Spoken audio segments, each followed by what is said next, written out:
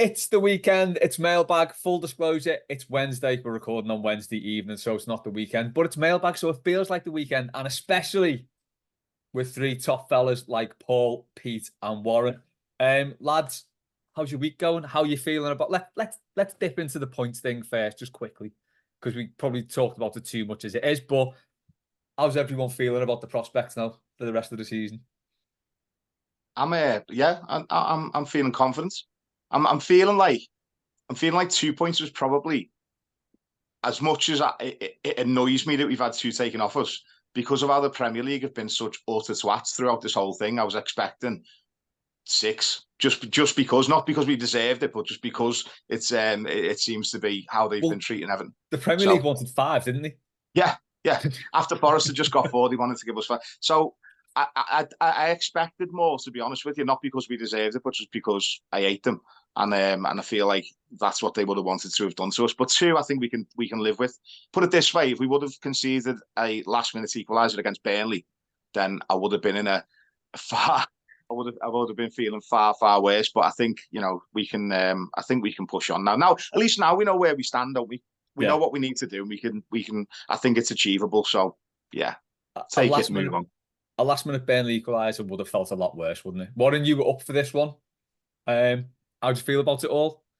Well, what a tough watch that was, by the way, on Saturday. Do you know what? Like, I've been on a few shows this year and I've talked about how, for me, football, not just Everton, but football as a sport, I think it's going through this transition period at the minute where I think a lot of people are finding it boring to watch in some instances. And I know there've been some great games lately and high-scoring games, but I think people are just very much.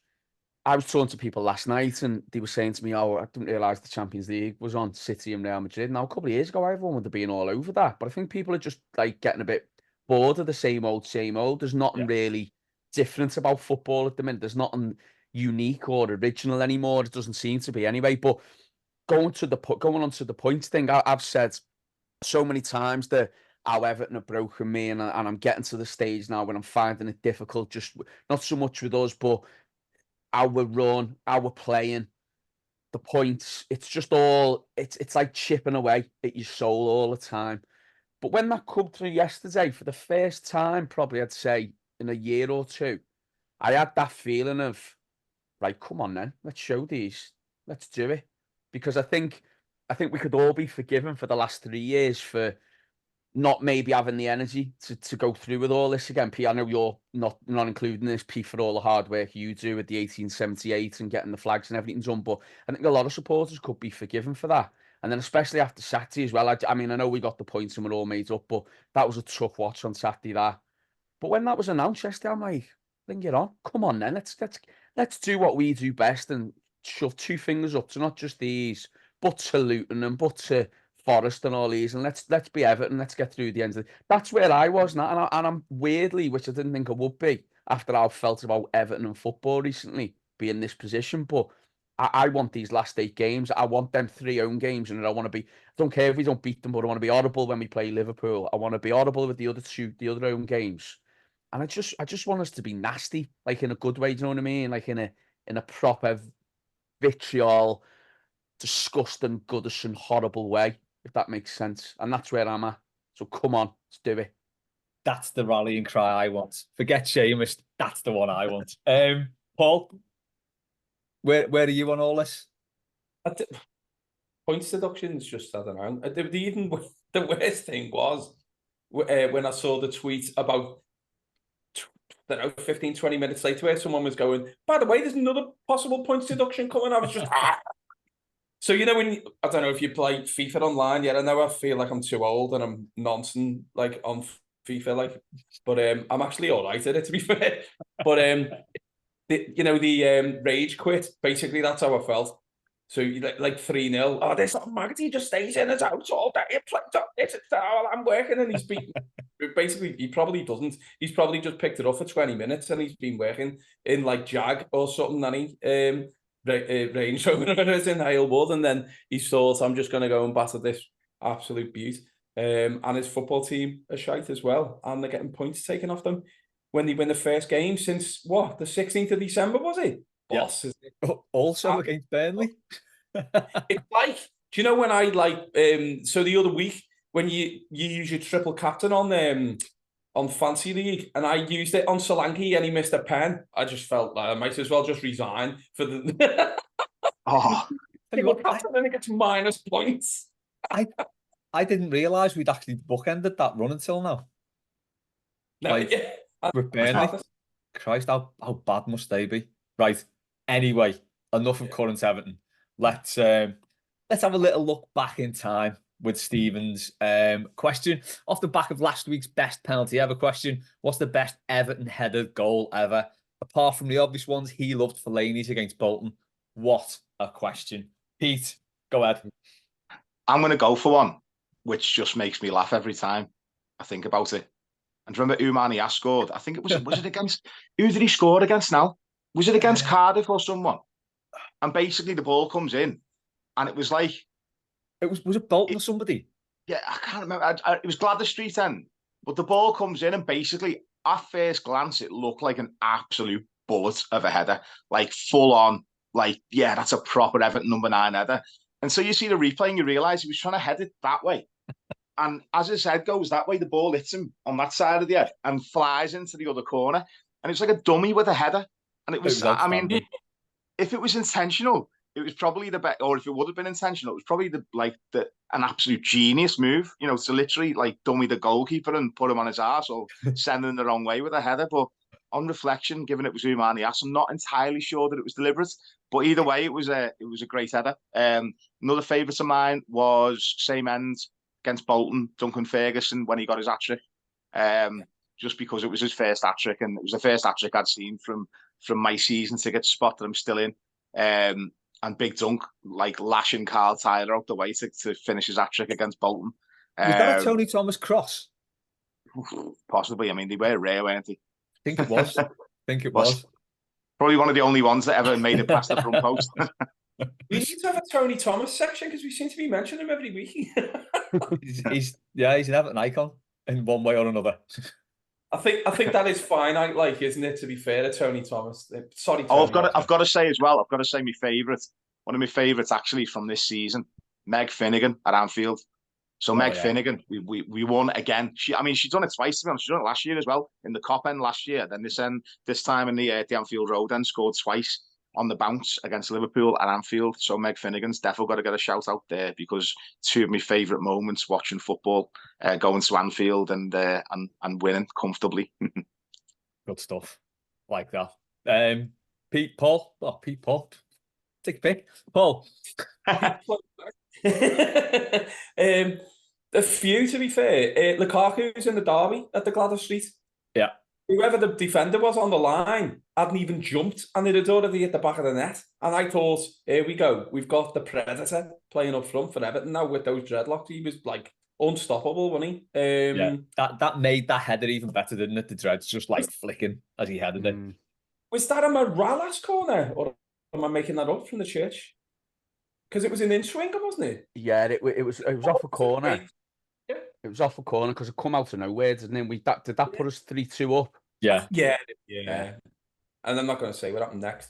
Ferguson's in the derby, obviously, his first goal, Royal. It's both his headers at the Gladys Street against United. The second one was, I think, even better because he beats Ferdinand and he's like about 2 or 3 feet, well, about 3 feet off the ground, isn't he? Going for, and obviously 10 years between, that was more finesse, if you like, than brute strength, than the what the Hinchcliffe corner from the right hand side, the opposite side of the Gladdy, wasn't it? A funny one as well is the one against Everton. I used to have a season ticket right at the front of the Gladys Street. Not season ticket, sorry, junior Evertonian card, 93-94 on the Mike Walker. We got beat to... We got the pink one. It was a pink card, wasn't it? I had the blue one first, I think. Oh, right, I had the pink one. There was I think that was just for you. But no, anyway. Well, yeah. Pink, by the way. But, yeah, Carlton Palmer's header from outside the box, and it bounced in the box and went into the top corner, from what I remember. We lost 2-0. And it was, obviously I was about, 13 or something. And I just remember the old scoreboard, and obviously all the Sheffield fans going mad, all 15 of them. And then goal. Oh, I that wish we. scoreboard was so bad. I Do know. you know what I loved on that? Do you remember it used to have to let's say like "Come on Everton" and it was meant to be clapping, yeah. but it just looked like someone was rubbing the hands together. It was so bad. I was a Bring it Tranmere, back. Yeah, get it back at Bramley Moore. and it's like that. Tranmere's is like that as well. He's still got that. I reckon he just took it from the. No, that was Everton. Give Is it Tranmere the the same scoreboard. one? It's the Well, Everton one, yeah. I did not know that. That was. Yeah. Yeah, that's where the Everton scoreboard ended up. Warren. I've got 2 honourable mentions before I go on to my favourites. Honourable mention number 1, poor Rideout in the FA Cup final. It's got to be up there, hasn't it? Just on that, before you move on, that's a very underrated header because the power he got on that from the ball looping back to get it over Dennis Irwin, I think was on the line, wasn't he? Steve Bruce. Even better than superb header. Yeah. Do you know the context of that though? It's Steve Bruce had pulled his hamstring like about a minute earlier, so he couldn't actually move. That's like Schmeichel was kicking off at him, and Steve Bruce was like, "I've got one leg." But it wasn't the most flashiest the cup final goals, but as you say, very underrated to get that in. My other honourable mention is Kale at Wigan when he seemed to be in the air for about 5 hours. He leapt so high, and it was just proper Everton header that. But my favourite of all time, and I think partly because I'm taller than him, and for him to be able to be as good in the air as he was when I'm a short arse myself, it deserves credit in itself. And the other reason was for him out jumping probably one of the best central defenders the Premier League's ever had in Vincent Kompany. But you remember Osman's against City? Oh, God. Yeah. When it looped over. This was at the time as well when we were just on our sort of peak of being very good under Moyes. Yeah. And they were just starting to climb, but they weren't quite there yet. And it was a bit of a rivalry at the time with City because we used to go to Etihad all the time and get 3 points, didn't we? Every season or get a good result. And I remember they were starting to, they beat United a couple of times and they were starting to, climb up the league and stuff. And they come to Goodison. And I think if these had won, they would have gone top or above United or in the top 4, whatever it was. And we played brilliant. And Osman, gets that header and at the Park End. And I went mad. I went absolutely mad because I was feeling it a bit at the time, the rivalry with City and that. And we were just on the cusp of something really good then as well. And we didn't obviously quite make it, but that was my favourite. Yeah, that was but what a question. And we've had some great headers down the years, haven't we? Calvert-Lewin in the street end against Palace. Yeah. Well, Calvert-Lewin in the derby. Yeah, Osman as well. I always remember that goal. Was it against Arsenal when we drew 2-2? When I think it was Landon Donovan's debut. Yeah. Donovan whipped the cross in, and Osman a bullet of a header on the front post. I'm sure it was Osman. Another yeah, it was. Do you know what? The stick he got and what we give for a player like him now. Honestly, because he played half his career, or 75% of his career. He was a great player. Played him on the wing and he had no pace. Played him in the middle and he got an England call up. Yeah. I will never not be able to let that England call up go without mentioning his little muzzy because he was doing Movember. Because it was Movember. Unlucky. Someone put that up the other day, didn't he? Was it Maggie or no? It was. Oh God. Someone who's asked a question today, and I've completely forgot because my memory is bad. And also, Amakachi in the semi-final against Tottenham. Oh God, yeah. What a shout! Yeah. Forgot it. Just a quick Osman England story. It's not very good, but I know a few people connected with the Osmans, and apparently on his debut, the only time in his career he ever wore a long-sleeved shirt. Don't know if you remember.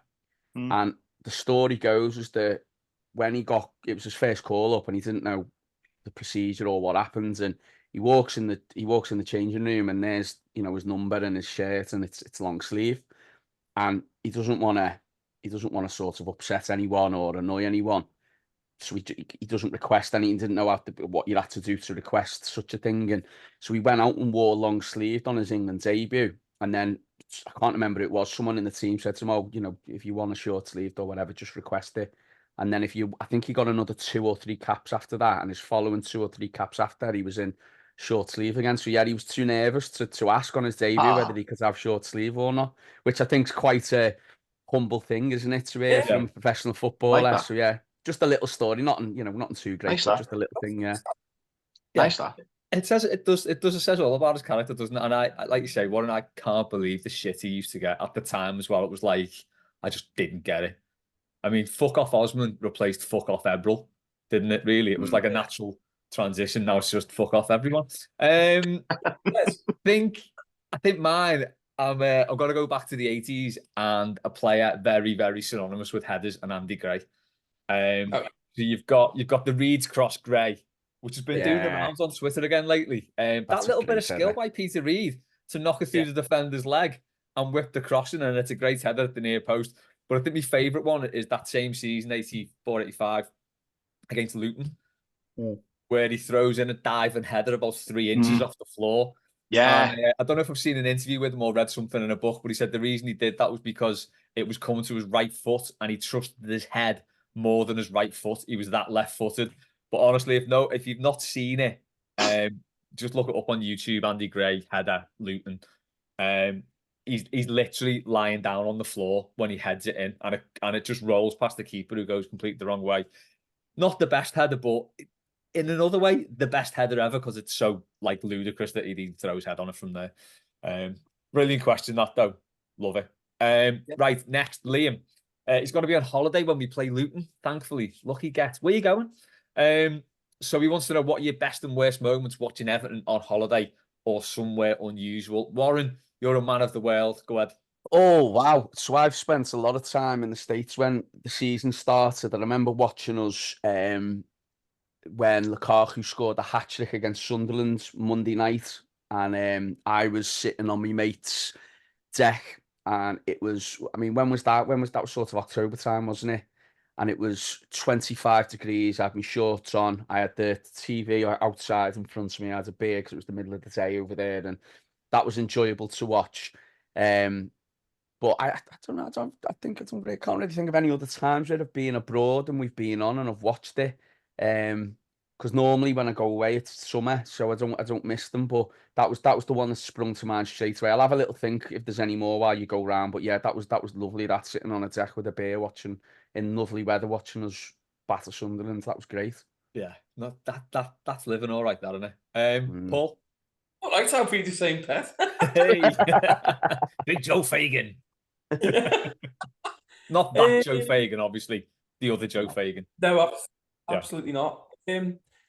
I was in this. Well, it wasn't even sunny. I was in Lorette in 2005 when Danny Mills scored from about 45 yards out from Man City in was it 11 o'clock kickoff or something? Over here. So it would have been 12 o'clock in Spain. 2005 it was. October 2005. Yeah, we just played Dynamo Bucharest when Arteta got fouled right in the centre. Yeah, I remember that one, yeah. That was I don't remember that game at all, the City one. Yeah, we got beat 2-0. I can't think who scored the other goal, but Mills scored from absolutely miles out. It probably wasn't even that far. But there was the biggest thunderstorm I've ever been in. And the thunder was that loud, we could hear it while the telly was on. In a bar. It was the way I thought it was in an earthquake or something. And it was just Danny Mills scoring. But I can't really say that much about him now because even though he was a bit of a, shall we say, a tyke, now his son is playing for us. So yeah, it's nice, Lorette, isn't it? I've been there. It's nice. What's that? Lorette's nice. I've been there. Yeah, it's quieter. To be fair, it is. Yeah, instead of going to Barcelona and getting mugged at the Ramblers. On that note, my favourite memory is actually watching a match in Barcelona. It was when our Alex, my brother, he got married in Barcelona. He lives in Barcelona, or just outside Samboy he lives in, and he got married in Barcelona. We were all staying just literally on the same road as the Camp Nou, in this lovely hotel. But the wedding was the day before we played Man United at Goodison. It was the one where Morales, I think it was Morales McCarthy. I can't remember who scored the third. I think we won 3-0. Stones, yeah. That's it. Yeah. So we ended up watching it and what it was in the build-up, because we were there for a week, before the wedding. So I was going around to all these different places trying to figure out where to watch it. And we found this little kebab house that we used to go to of a night, just as like a little, like when you've been out on, for a few drinks and then you want to have something horrible at the end. We found this like lovely little, I say horrible, it was lovely. Like they did like wraps and like kebabs and stuff. It was like a little family run business. So I spoke to the fella about 2 days before the match and said, like, there was a big load of us. Like I said, there's like 100 of us, but there's going to be about 40, 50 of us who are going to come and watch the match somewhere. Would you be okay to open up? Because he wasn't really, I think he only had like himself in normally in the daytime. And he got his wife and his little daughter to come in to help him. And we all went down, and he said, and it was dead nice because obviously we won. Everyone had a nice, load of food. It was cheap as well. It was like, it was loads cheaper than anywhere else. We got loads of ale. And the fella at the end, we did a whip around and got like a load of, load of tips for like his daughter and for him and his wife and that. And the guy was in tears at the end of it. And he was saying, like, he said, basically he'd made more money in that day than he would do in a normal week because we filled the place and had loads of drinks. And we ended up giving him an Everton scarf. And he said he was going to put it up. He said, I'll always love Everton now. And it was just like a nice little moment. So I need to go back to that now. Well, yeah, God, yeah. So yeah, if you ever go to the Camp Nou and you're on the main, if you're looking at it with that big long road, it's like a little kebab house off to the right, and it should have an Everton scarf put on display proudly amongst the the millions of scarves with teams that win so much more than us. But yeah, it was just a nice little moment, and I say that it helped that we won as well. Yeah.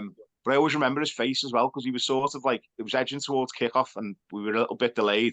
And I could see him standing outside with like a little bit of a panicked look. And as we turned the corner, there was like a five of like, I was with like four of us, we gone ahead. So we go in and he looked a little bit disappointed that there was only five. I said, oh no, everyone's coming now. And literally his eyes lit up. The whole place was just packed out, like from the front to the back, just completely packed. And he was absolutely buzzing. So nice. Good stuff. That is a nice story. Yeah, I've just been put in mind of like, there's a fella by ours who runs the chippy by ours, who's the exact opposite of that fella. If his shop gets packed, he basically wants to close it because he hates everybody. He's the narkiest fella ever. He just growls at you when you put your order in, and if there's more than like 3 people in his shop, he just wants to close it and send everyone out. Mine are, I've just remembered we were in Euro camp out by Barcelona when we played Hajduk Split away. So I remember watching that on my phone. What a treat that was. The best was probably, I was in Benidorm when I was 9 for when Ratcliffe scored at Anfield and we won 1-0. I was listening to that on the radio because it wasn't on the telly in those days. The worst was I was in a pub down south. Oh, where was it? East Grinstead or somewhere, like proper southern but not London, and it was chocker with Arsenal fans when he beat us 4-0 to win the title. And we had Coventry coming up next, obviously, in that game. We just scraped by. And then the furthest I watched us play out the worst 0-0 draw against Man City. Weird that most of us have seen Man City as well. I was in a pub in Sydney watching, one of the most boring games ever. But I was in a pub in Sydney, so I couldn't really complain. Liam said he celebrated Murray making a 3-2 at Chelsea wildly in the quietest pub in Bristol under Martinez. Everton were under Martinez, by the way. They're not the pub. Not the pub in Bristol, I don't think. One from Dan. Paul, I know you like this one. You've commented already. What's the worst Everton Photoshop? So I don't know if you've seen this on Twitter, but he said Dice Pyro, Cleverly Hills, or the Blue Room Leather Daddies. Well, one of them's Dave, isn't it? But I don't recognise. The other one's me. Is he? I can't remember who was. Me and Dave apparently are the Blue Room Leather Daddies. I thought the question was, where's Photoshops? That wasn't Photoshop, Les, let's be honest. It's true. You've got us there, Pete. Definitely. That was Will Dave would be happy that was me and Dave just stepping up in town. What was that, Paul? Sorry. Dave would be happy to have the big pouch, as we'll say. I was looking at that and thinking, that's why I said, dear Lord, or Martin Shaw. If you notice, I'm not looking at that because I couldn't look at that. Sure. Yeah, I mean, it doesn't have to be one of them. It could be any other Photoshop you've seen at all. I'm thinking concept kits, to be honest, but Surely it's the what's her name? Kate Middleton one, isn't it? That's the worst Photoshop. And some of the ones that followed that were absolutely incredible.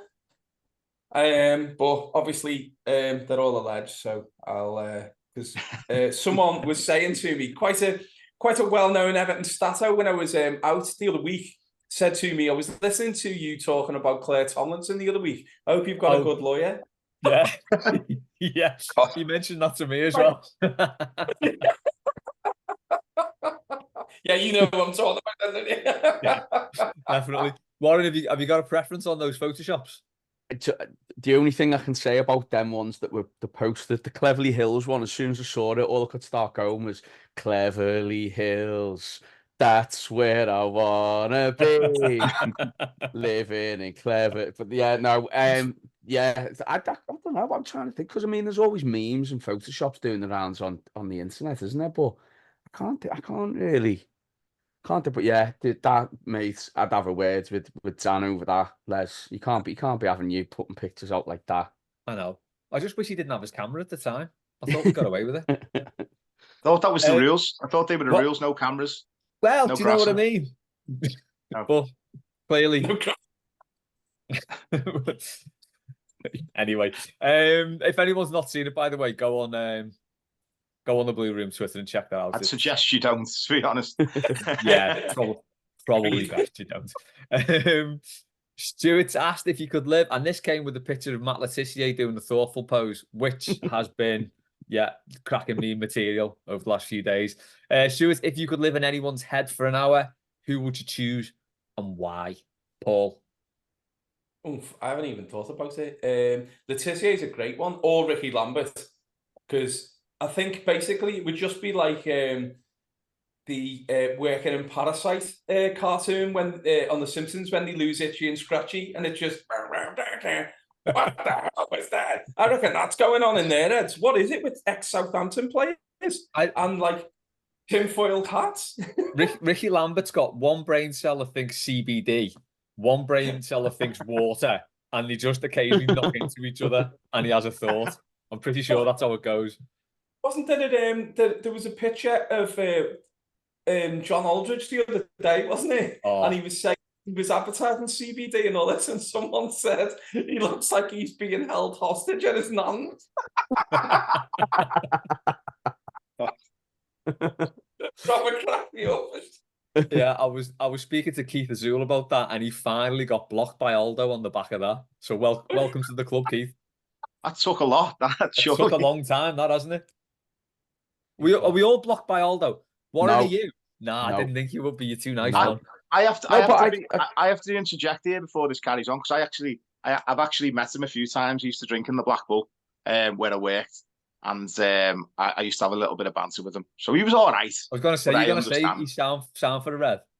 No, he's far from sound. Like, no, he was all right with right with me, is what I'll say. But yeah, what you're saying is basically John Aldridge is your best mate.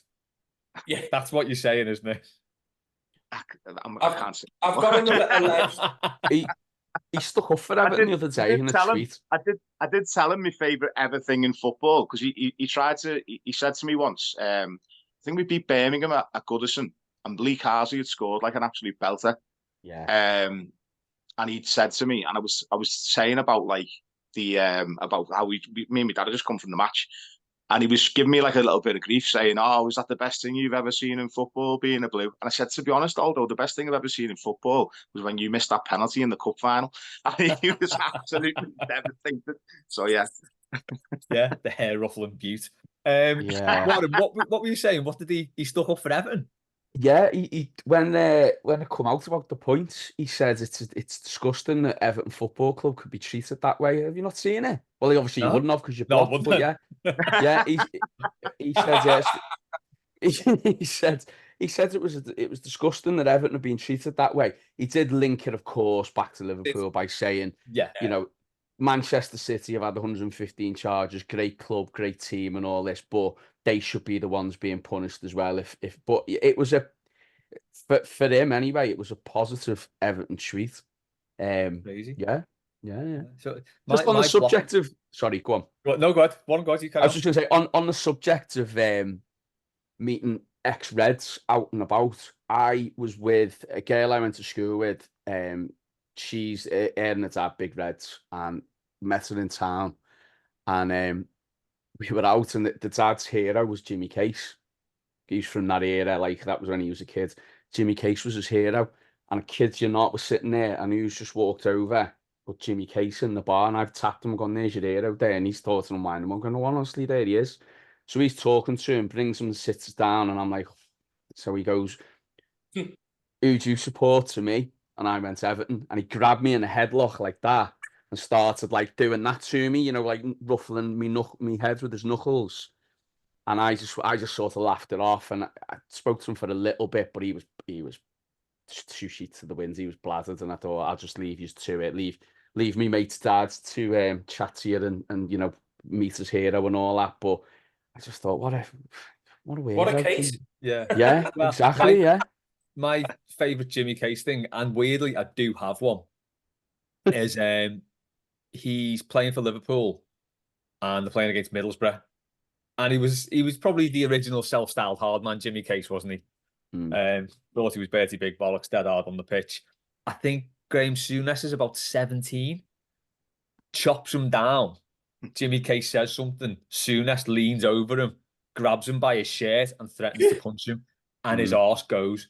It's amazing. It's on YouTube. I think Souness is about 17, 18 maybe, but he's a very young player. I think I've seen it. Yeah. Jimmy Case is like well into his career, proper hard man. Shit his cacks. Brilliant. Anyway, if you could be in anyone's head, whose head would you be in? I'd be in Stephen Mulhern's head. Those of you who've listened to me on this show before know I'm not Stephen Mulhern's biggest fan, but I'd love to go into his head and actually feel the dread and feel the sadness and the horribleness that he must feel when he has to portray this like friendly person on TV, which he clearly isn't. And I think I said last time I was watching, he does catchphrase now, doesn't he? Not a patch on Roy Walker, but he does catchphrase. It was Celebrity One, and Gemma Collins was on there, and everything she said, he was laughing his head off. And I'm thinking to myself, she's not funny. Like, what are you doing? And I'd love to get in his head for 1 minute just to see how he really feels about life, because he can't be that happy all the time. So that's my one. See how dark it really is in there. Yeah, there's definitely there's definitely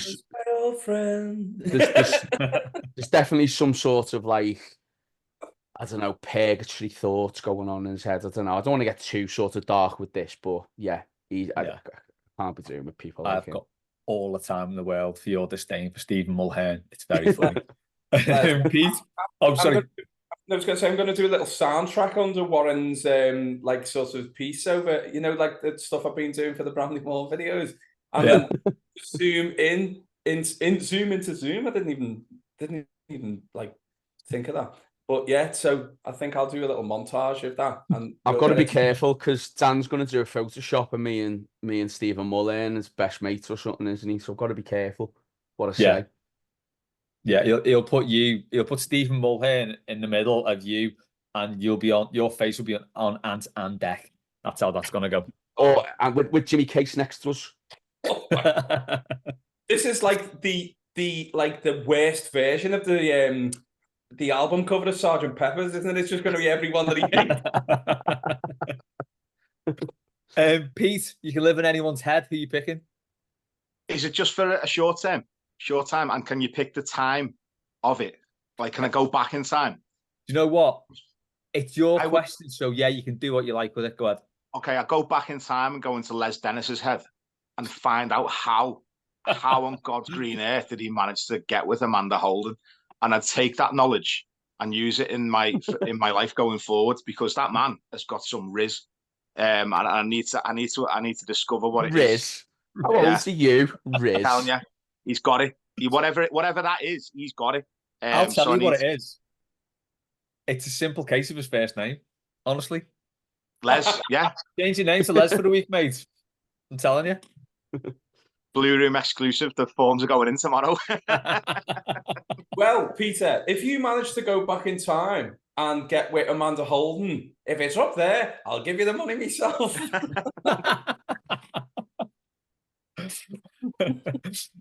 She's great. She's great. Evertonian as well. Can't knock her, Amanda. Yeah. Fair play, Les Dennis. Yeah, belter. I think I'd want to get in the cat's head. I see the cat like wandering that. round, right? And I think, what is he thinking there? So, you know, when he's just sniffing around, you know he's going to be a knobhead about something. It's just like, what's going through his head at the moment where he just like jumps on me and claws me? What's he He's thinking looking there? at you. He's looking at you, saying what he's thinking, and I know exactly what he's thinking. If you were smaller, I'd eat you. That's what he's thinking. Yeah. Well, Les, you just want your own theme tune, don't you? That's what it is. Yeah. For anyone who doesn't know, Colin Robinson, my cat, does have his own theme tune. I'm going to say written, but what, composed? Is it composed? Composed by Mr. Paul Dargan himself. Yeah.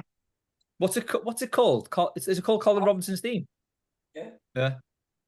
Not to be confused with him off What They Do in the Shadows.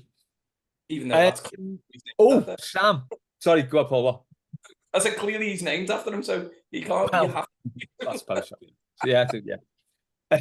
Sam, the warm weather's coming. What's the best ice cream or lolly ice? Warren, go ahead. There's two.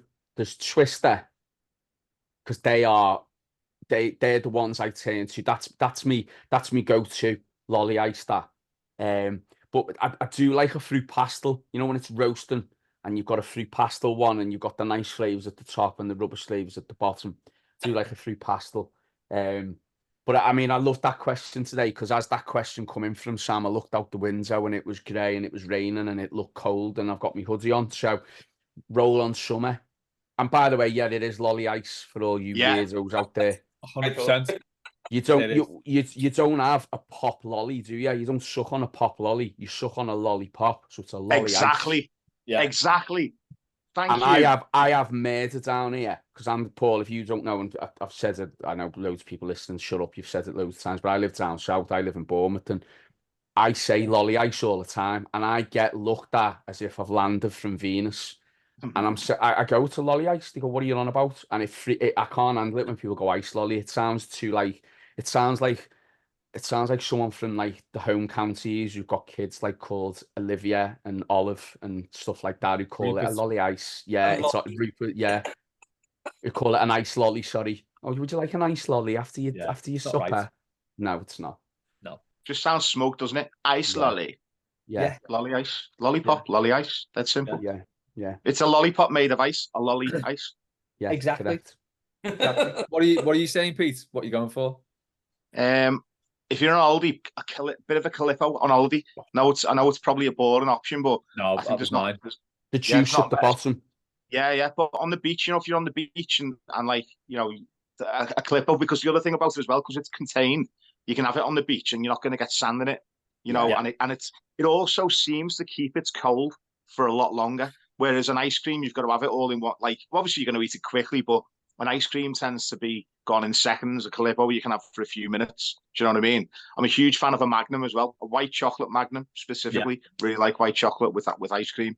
Beyond that, gotta have a shout out for a bit of like Ben and Jerry's cookies and cream as well. Like if we're gonna go for a bowl. Yeah, I think white Magnum, or if it's dead hot, a Solero is a good alternative. Oh, Solero's great. The summer fruits or the fruit berries Solero, that's elite level lolly ice. That it is 100%. Paul, a jubbly. Only people know what this is, surely, because you're from a what? A jubbly. A frozen cup. Is that the plastic cup with the bubble gun in the bottom? Come on, I'm in my 40s. So I didn't have any money when I was a kid. I was like Charlie Bucket. So frozen cups out of the corner shop. They were called jubblies. Yeah. Well, were they the plastic cones? No, an actual, a cup drink. So the little circular ones. Oh, freeze one of them. Yeah, freeze one of them, and then you used to poke it open with a straw, and then people would call you a biff, and then you get battered. Yeah, boss. I didn't live far from the Black Bull, by the way, Pete. Yeah. Which Black Bull? In Gattaca? Oh, is that where you mean? No, Yeah. I thought you meant in Walton. Yeah, I did. I thought you meant the Walton There's one. two. Yeah, there's two, isn't there? Well, That's there's the Black the Bull. proper one, isn't it? The one in Walton. Yeah. Well, to be honest, that's not far from me, Dad. So I'm sort of between the two. I'm in Chilwell, aren't I? So I'm sort of halfway. People drinking pubs called the Black Bull. That's wild. The maddest one for them is the halfway house. So I've got the halfway house next, like down the road from mine on Woolton Road. But then you've got the halfway house on Walton Road next to County Road. Yeah.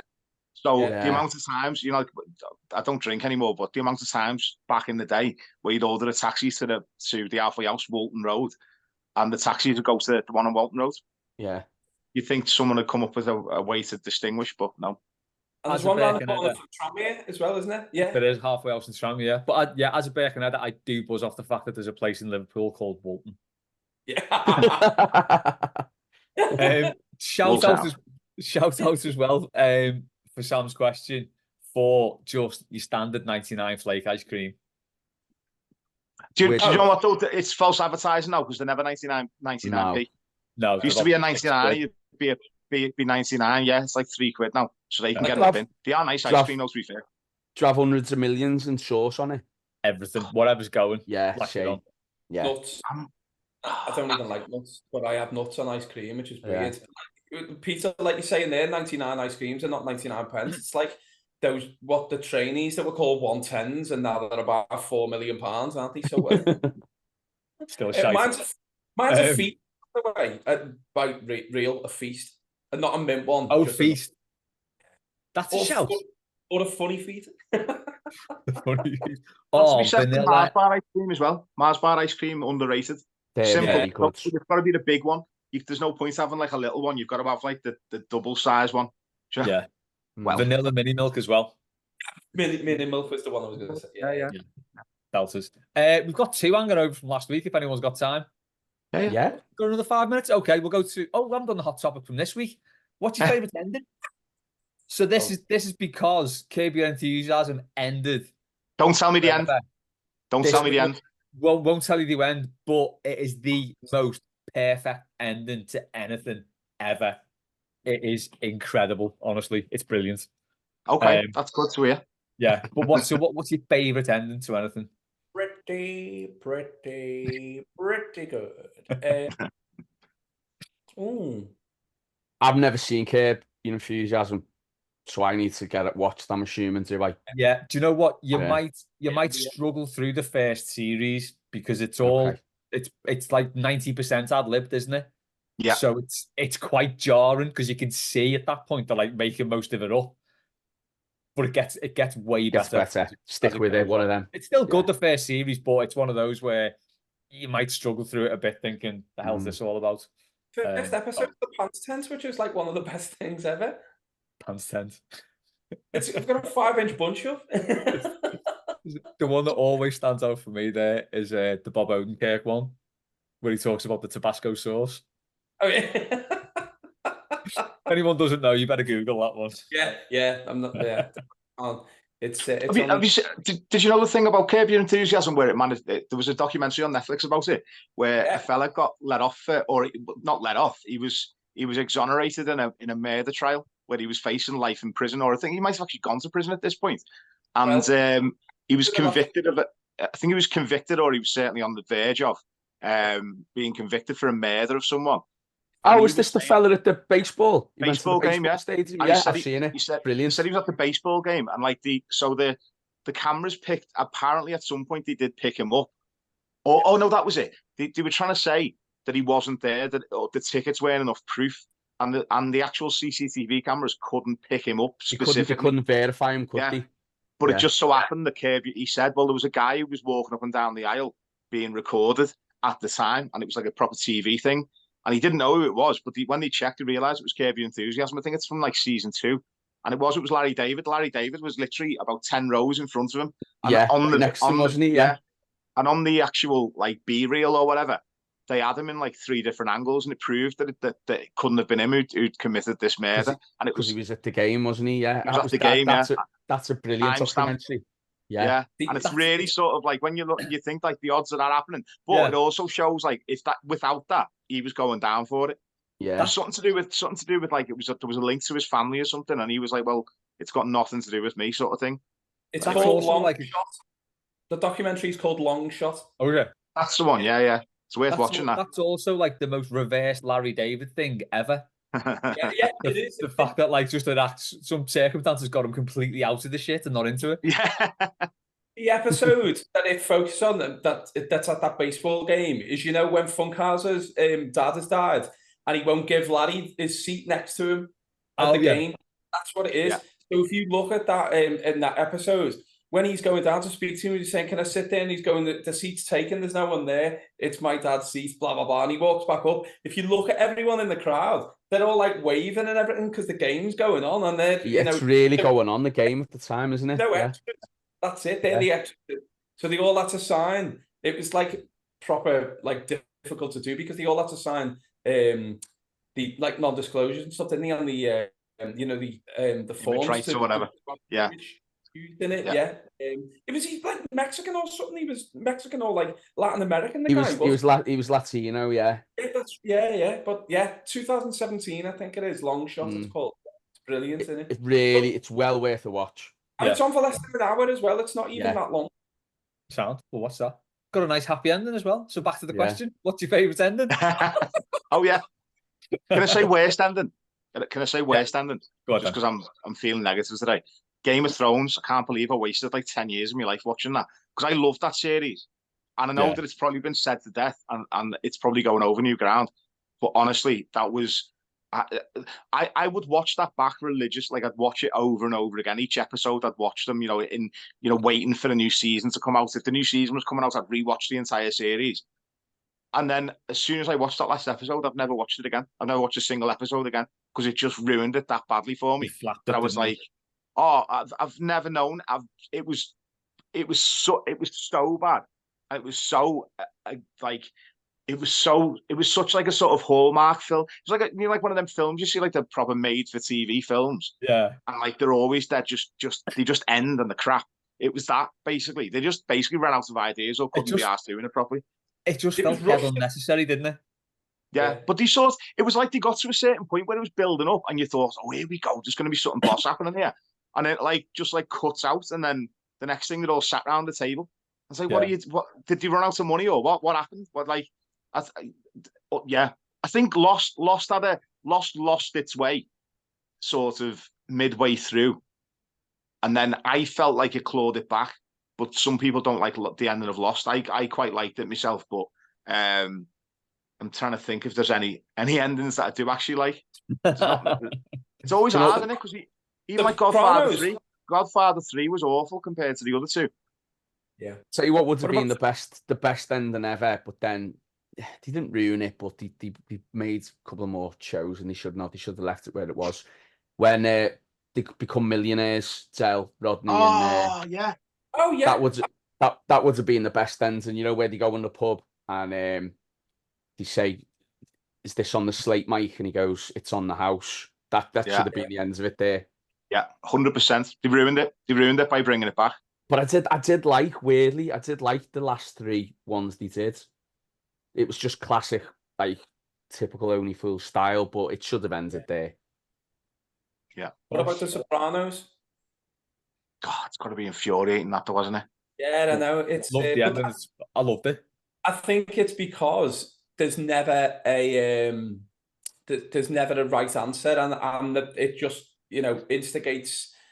Like people say, oh, if there were no controversial moments in football, you wouldn't have a chat in the pub. You would, because you just go, yes, we've just won 10-0, and we actually got a decision. But oh my God, it's just gone out my head. That's proper annoying me now. One I was thinking of then. That was me interrupting. Sorry, Paul. No, it wasn't. No, I can't think what. I think it was just because I said Sopranos, but there was something else. Oh my God, I'm gonna say. Go on. Have a little think. One thing I immediately thought was the end of the 1989 Division 1 season. That was a hell of an ending. Yeah, great ending. A couple. Michael Thomas. Giant anyone, fish celebration, good stuff. anyone ever seen the film The Game? David Fincher, Yes. Is Michael that Douglas, Michael Douglas? Sean Penn. That's Yeah. boss. I absolutely love Oh, that. the end of Seven as well. Yes, Ooh. unbelievable. What's in the box? Belting Yeah. into a What's in the film. box? You know what got me that was the first DVD I ever bought, by the way. When I went to Dixon's and got a PlayStation, and I bought Seven on DVD, and it's that bit where where they're in the car and he's in the back, and because of the rocky roads, because they're basically going into the desert, and it's purposely cut out. You can't hear what Kevin Spacey's saying to them, and you're trying to work out what he's saying, and then that's why. When Morgan Freeman's going, don't open the box, and he's just sitting there, or standing there, isn't he? And Morgan Freeman's like, no, what's it? But again, this is quite dangerous because you'll have to put a disclaimer or whatever, or a warning on, just in case people haven't seen. Well, do you know what? I think it's gone past the point of should have seen it by now. It's about 20 odd years old, isn't it? So. See, Bruce Willis, that I would be proper pissed off if I was Bruce Willis's ghost, because he's still going to work. That's dead. Jesus Christ. And people think the Tory government's bad enough. He's still going to work. Yeah, he's not passed the PIP assessment there, has he? I know, yeah. Are you translucent?